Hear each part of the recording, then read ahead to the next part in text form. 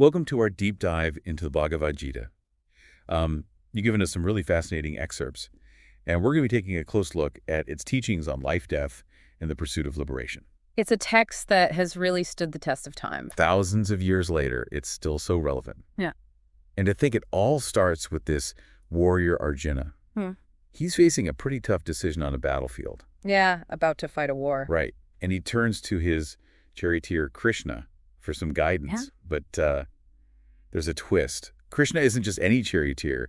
He's like a manifestation of the divine. It's a pretty dramatic setting for, philosophical debate. Yeah, totally. And luckily for us, their conversation touches on all these universal truths that still apply today. Yeah. So in these excerpts, we're going to explore the nature of the soul and its journey, the concept of karma and how our actions shape our future, and the different paths to liberation, with a special focus on Bhakti Yoga, the path of devotion to Krishna.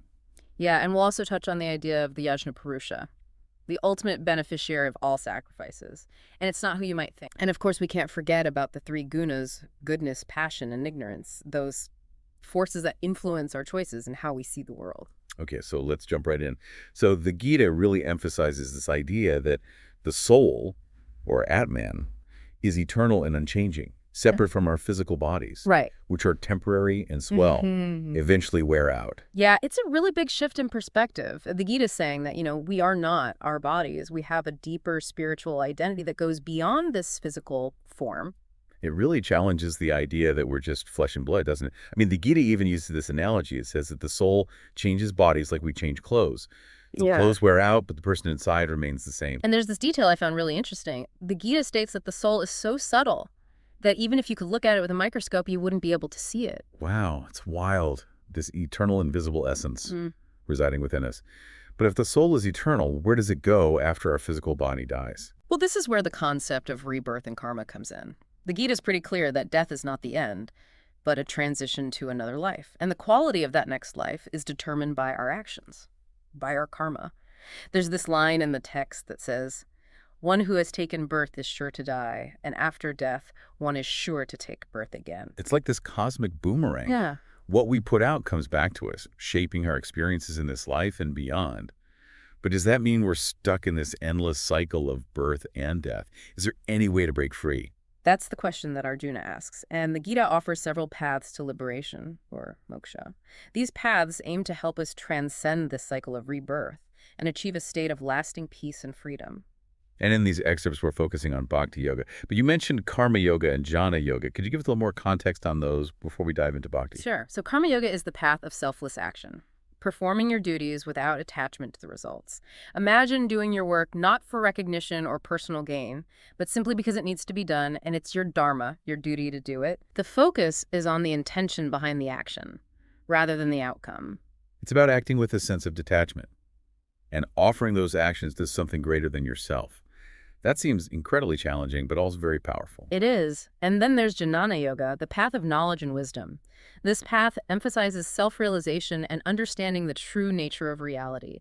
It involves deep contemplation, study of scriptures, and ultimately direct experience of the divine. So using your intellect and seeking knowledge to break free from the illusion of the material world and connect with the ultimate truth. Exactly. Each of these paths offers a different approach to liberation.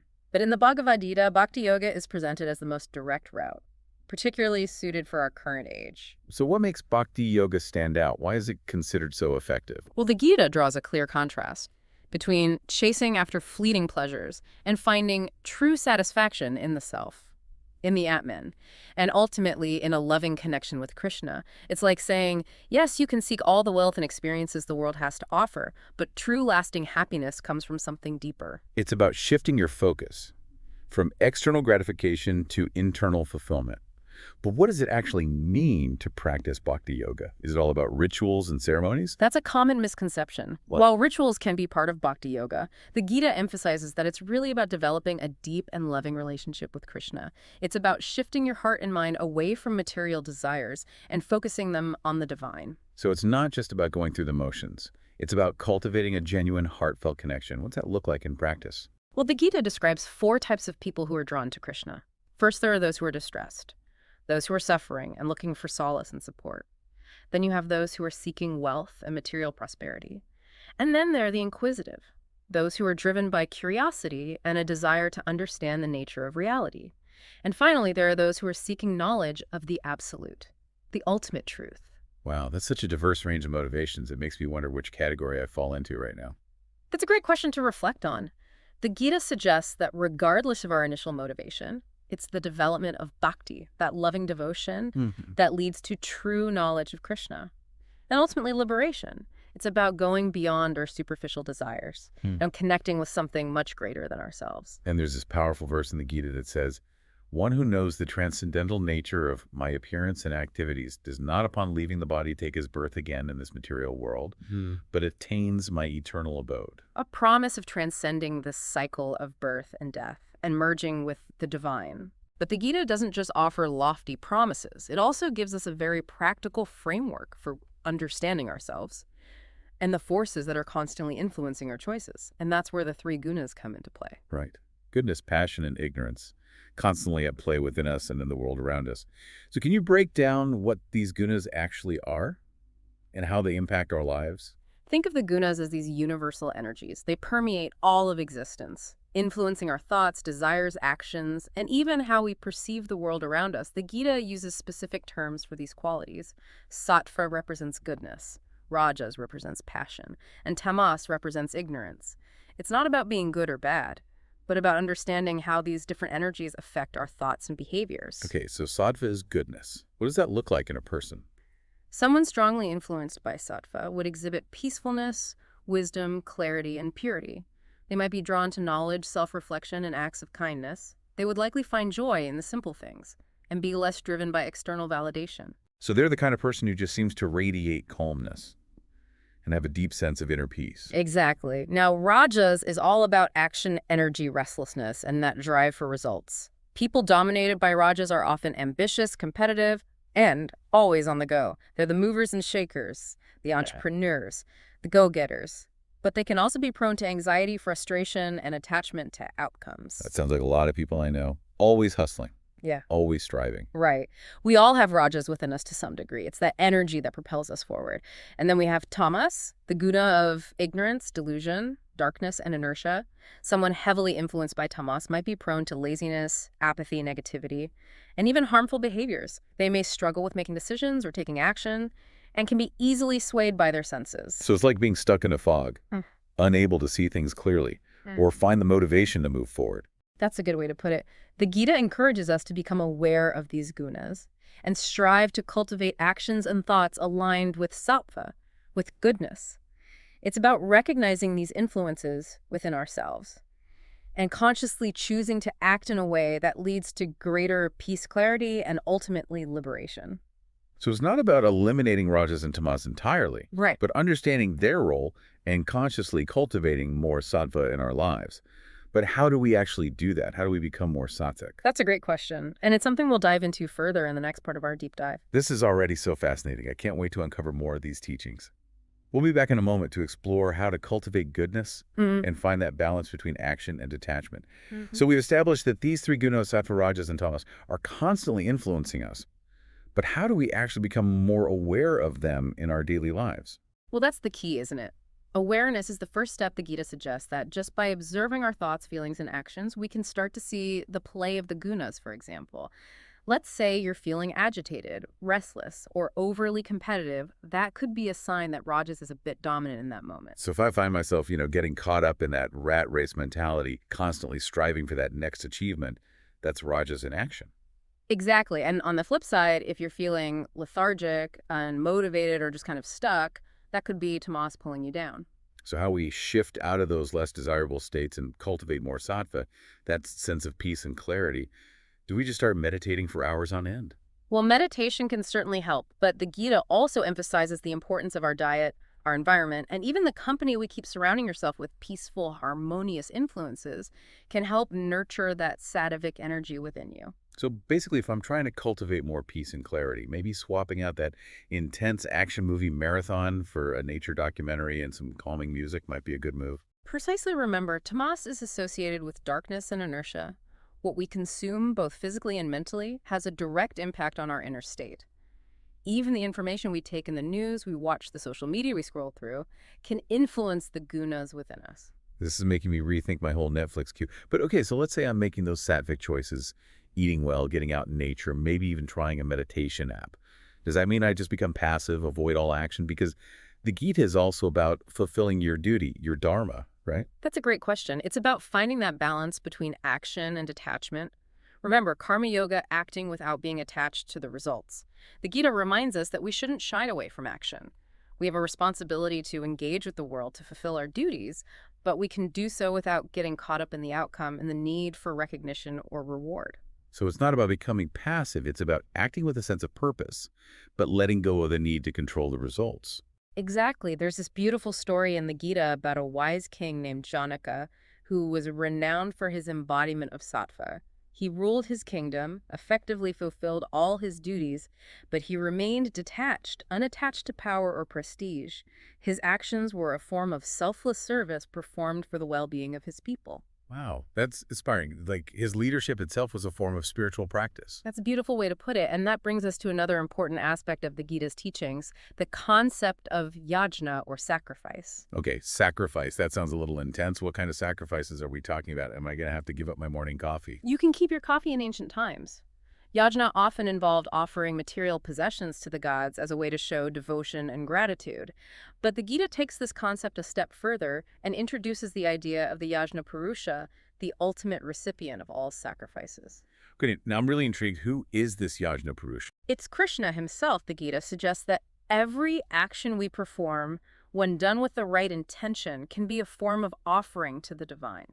It's like saying, I dedicate this action to you, Krishna. So even simple acts like cooking a meal, helping a friend, or even just doing our work can be a form of sacrifice if we infuse them with that intention. Absolutely. It's about shifting our perspective and recognizing that we're not the doers, but rather instruments in the hands of the divine. By offering our actions in this way, we purify our hearts and align ourselves with a higher purpose. That's such a beautiful way to think about it. It transforms even mundane tasks into acts of devotion. So we've talked about the gunas, about finding that balance between action and detachment, and even about how to turn our everyday activities into a form of offering. Is there anything else in these excerpts we should touch on? There's one more key element that's essential for understanding the Gita's message: the concept of bhakti, or devotion, as the key to unlocking true knowledge and ultimately liberation. We talked about bhakti yoga as a path to liberation, but how does bhakti, that devotion, actually lead to knowledge? The Gita suggests that true knowledge of the divine isn't something we can acquire solely through our intellect or through studying scriptures. It's a gift, a grace that's revealed through bhakti, through that heart connection. So it's like saying you can read all the books about Krishna, listen to all the podcasts, but without that genuine devotion, you won't truly know him. Exactly. Bhakti is the key that opens the door to a deeper, more profound understanding. And it's through that understanding, through that direct experience of the divine, that liberation is attained. This reminds me of something we talked about earlier, those 4 types of people who are drawn to Krishna. He said, regardless of their initial motivation, it's the cultivation of bhakti that ultimately leads to liberation.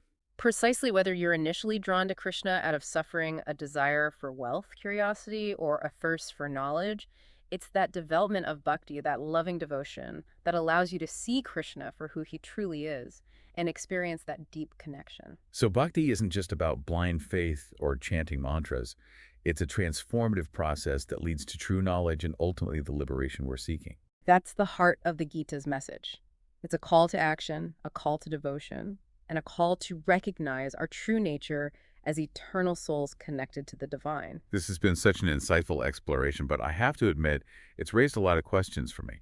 Like, Yeah. if bhakti is this key to knowledge, how do we actually cultivate it?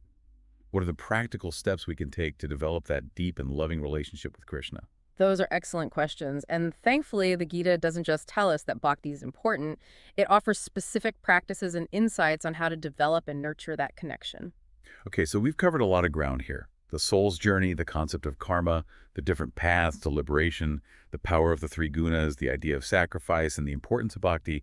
But it sounds like we're just getting started. There's always more to discover within these ancient texts. They're like bottomless wells of wisdom. Let's take a moment to let all of this sink in, and we'll be right back to wrap up our deep dive and leave you with a final thought to ponder. Okay, we're back. And wow, there's so much to unpack here. We've explored the soul's journey, the concept of karma, those different paths to liberation, The power of the three gunas, the idea of sacrifice, and the transformative potential of bhakti. It's a lot to take in. It is. And one thing that's really stuck with me is this idea that even kings and wise men like Janaka performed actions not out of personal desire, but to set an example for others. It's like their leadership was a form of selfless service, a way to uplift and inspire those around them. Yeah, it's a powerful concept. It really challenges us to think beyond our own individual pursuits and consider the impact our actions have on everyone around us. It's a reminder that true liberation isn't just about personal enlightenment, but about living in a way that benefits all beings. That really resonates with me. It's like the Gita saying, yes, work on your own spiritual growth, cultivate that inner peace and wisdom, but don't forget to share it, to let your actions be a source of inspiration and positive change in the world. Exactly. It's about recognizing that we're all interconnected, and that our actions, no matter how small they may seem, can ripple outward and create a more harmonious and compassionate world. This whole deep dive has been so eye-opening. It feels like we've only just scratched the surface of the Bhagavad Gita's wisdom. Oh, absolutely. The Gita is a text that reveals new layers of meaning with each reading. It's a lifelong journey of discovery, and you can keep coming back to it at different stages of your life and find new insights that resonate with your current challenges and aspirations. So to our listener, we encourage you to continue exploring these teachings. Find what resonates with you, what sparks your curiosity, and see how you can integrate these timeless principles into your own life. You might be surprised by the transformations that unfold. And remember, even small steps taken with the right intention can lead to profound shifts in your understanding and experience of the world. Whether it's cultivating more awareness of the gunas in your daily life, practicing karma yoga by approaching your work with detachment, or simply taking a few moments each day to connect with that sense of inner peace and stillness, every effort you make moves you closer to that state of liberation that the Gita describes. We hope this deep dive has inspired you to embark on your own exploration of the Bhagavad Gita. Until next time, may your journey be filled with peace, wisdom, and the joy of discovery